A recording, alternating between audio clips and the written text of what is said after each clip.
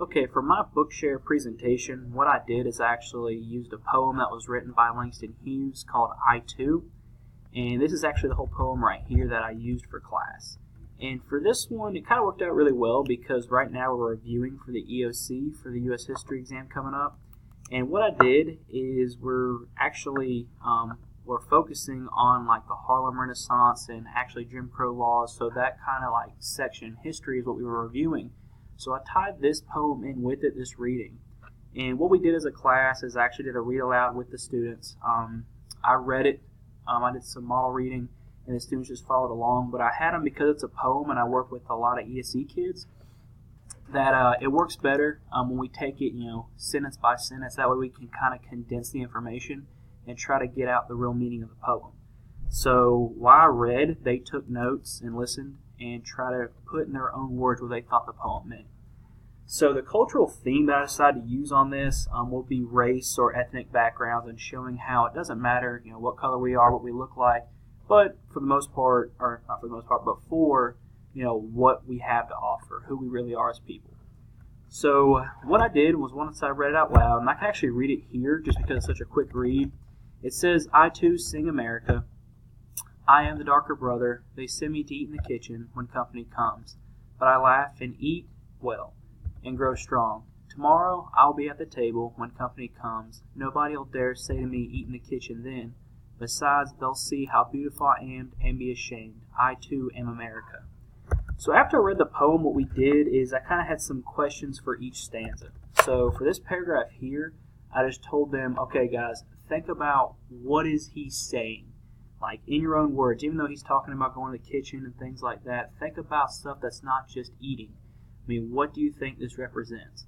And a lot of kids thought that it meant, or I got a lot of kids saying how they thought it meant not just eating, but learning as well. So they kind of took the poem into meaning more than just what it literally said.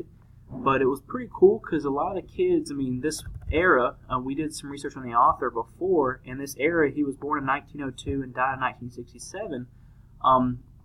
He was one of the key founders in the Harlem Renaissance and brought a lot to it. So the kids, and he was born in Missouri, and the kids were actually looking up this information and really doing a great job of showing how this poem relates to segregation at the time here in the South, being that he was in Missouri. And the cool thing that they did do is they made a pretty easy translation, talking about what they thought, with comparison this paragraph here from this little stanza here. They did make the realization that by going to the kitchen, he's going to eat and eat well, and then tomorrow when they see him, he's not going to go to the kitchen because he's stronger. They're going to see for what he really is, and they're going to be ashamed of it. And it worked really cool to see the kids make that connection that easy, and it even worked even better because they kind of made the exact relation to where we were studying segregation, the Jim Crow laws, and they were really seeing that in this poem, especially when they said, where he mentions in here, how he used to go to the kitchen. And we did a lot of research, especially in the South, the Jim Crow laws, and how after the Civil War, even though the war was over, we still had segregational issues. So that was a cool thing to see the kids make that assumption. The assignment didn't take them too long. We did do a pair and share, well, not really a pair and share, but share as a group what we all thought of the poem and how we tied it back to the cultural theme that I wanted to look into, which was how race and your ethnic background doesn't really matter, especially in education. Time and time again, we see kids from all different backgrounds every day in here. And if we, us as educators, can never judge a kid based on how he looks, because I've seen students come from bad backgrounds, especially in ESE, with bad backgrounds and things like that, but are outstanding students and try really, really hard. So that's what they thought the moral of the poem was, is again, it's not how we look, it's not the color of our skin, but it's really what we have to offer. And that's what judges us as people, or that's what we can show as people. That is overall my Bookshare presentation. If you guys have any questions or anything, feel free to let me know and comment. I'll be happy to answer them.